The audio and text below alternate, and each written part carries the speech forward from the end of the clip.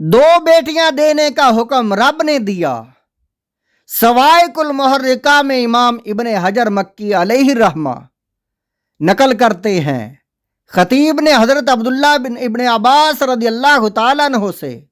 اور امام ابن عساکر علیہ الرحمہ نے سیدہ عائشہ رضی اللہ تعالیٰ عنہا سے بیان کیا ہے کہ سرور کائنات صلی اللہ علیہ وآلہ وسلم آپ نے فرمایا کہ اللہ تعالیٰ نے مجھے بذریعہ وحی خبر دی ہے کہ میں اپنی دو اچھی بیٹیوں یعنی رقیہ اور ام کلثوم کو عثمان سے بیاہ دوں۔ تاریخ الخلفاء میں ہے کہ آپ رضی اللہ تعالیٰ عنہ کا نکاح اعلان نبوت سے پہلے سرور کونین صلی اللہ علیہ وآلہ وسلم کی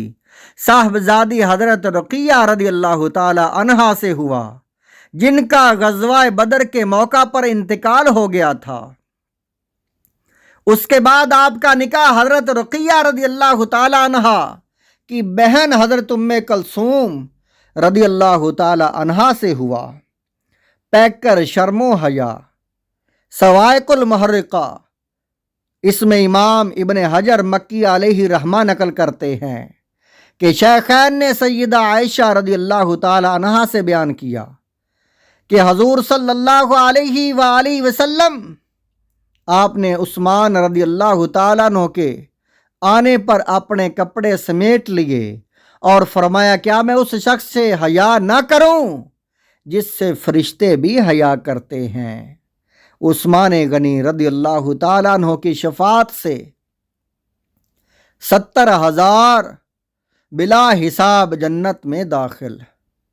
سوائق المحرقہ میں امام ابن حجر مکی علیہ الرحمہ نقل کرتے ہیں، ابو نعیم نے حضرت ابن عمر رضی اللہ تعالیٰ عنہ سے بیان کیا ہے کہ حضور صلی اللہ علیہ وآلہ وسلم نے فرمایا کہ عثمان میری امت کا سب سے زیادہ حیادار اور کریم شخص ہے۔ سوائق المحرقہ میں امام ابن حجر مکی علیہ الرحمہ نقل کرتے ہیں، امام ابن عساکر رضی اللہ تعالیٰ عنہ، امام ابن عساکر علیہ الرحمہ، آپ نے حضرت ابن عباس رضی اللہ تعالیٰ عنہ سے بیان کیا ہے کہ حضور صلی اللہ علیہ وآلہ وسلم نے فرمایا، عثمان کی شفاعت سے 70,000 ایسے آدمی جنت میں بلا حساب داخل ہوں گے جو آگ سے مستحق ہوں گے۔ عثمان رضی اللہ تعالی عنہ کا کوئی عمل ان کو نقصان نہیں پہنچائے گا۔ تاریخ الخلفاء میں امام سیوطی علیہ الرحمہ نقل کرتے ہیں، امام ترمذی علیہ الرحمہ حضرت عبد الرحمن بن سمرہ رضی اللہ تعالیٰ عنہ سے روایت کرتے ہیں کہ جس وقت جیش اسرا حضور سید عالم صلی اللہ علیہ وسلم نے تیار فرمایا تو حضرت عثمان غنی رضی اللہ تعالیٰ عنہ نے 1000 دینار بارگاہ رسالت میں پیش کر دیے۔ حضور صلی اللہ علیہ وآلہ وسلم دیناروں کو الٹتے پلٹتے جاتے اور فرماتے جاتے کہ آج کے بعد عثمان کا کوئی عمل ان کو نقصان نہیں پہنچائے گا۔